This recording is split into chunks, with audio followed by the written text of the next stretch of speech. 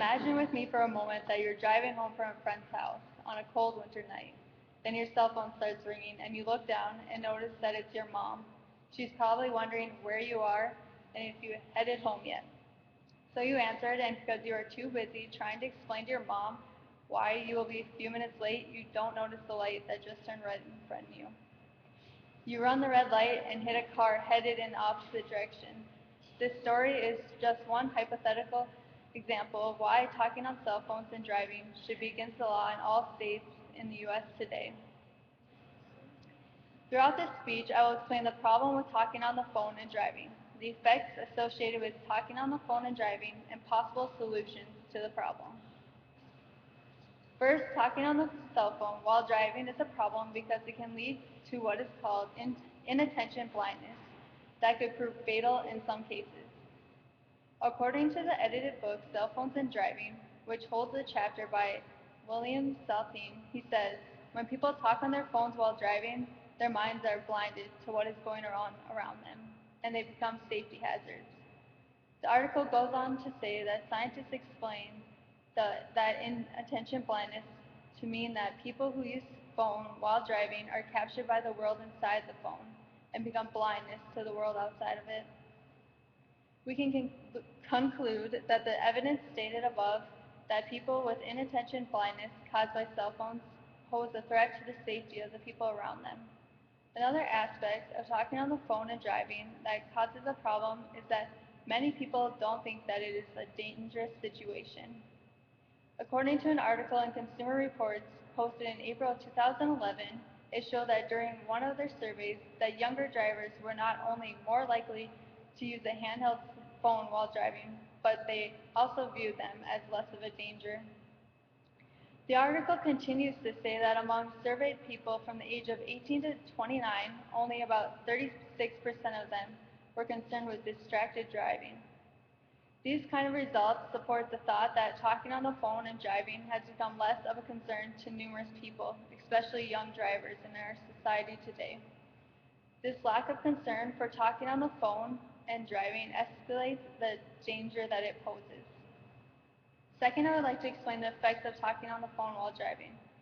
Talking on a cell phone while driving is a distraction that only endangers your life, but the lives of all the people around you.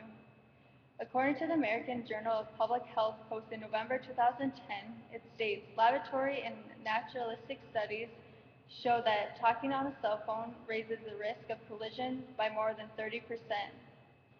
The article goes on to say that the fatality analysis reporting system recorded a total of 51,857 deaths that occurred between the years of 1999 to 2008 because of distracted driving. I believe that paying attention while driving is a simple choice that could save numerous lives every day. Perhaps making the choice to be a cautious driver could have saved the life of a 12-year-old Joe Teeter from Spring Lake, Michigan. The story about Joe on distraction.gov posted in 2004 states that he was riding with his mother to an after-school activity on January 19, 2004, when a young woman talking on her cell phone ran a red light and hit their vehicle. Joe died the next day from his injuries.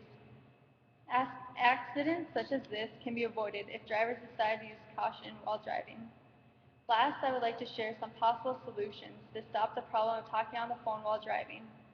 One possible solution to this problem is that state governments can make laws prohibiting the use of cell phones and other distracting devices while driving. The article from Consumer Reports posted in April of 2011 states that California is now one of 9 states that have made it illegal for drivers to talk or text on a handheld cell phone. Numerous states are following California's example.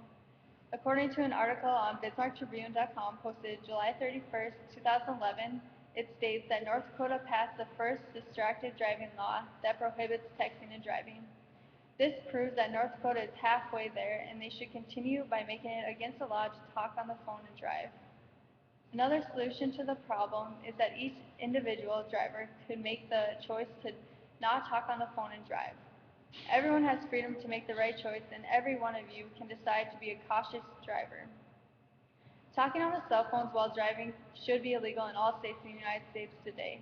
I showed this by explaining the problem while talking on the phone and driving, the effects associated with talking on the phone and driving, and possible solutions to the problem.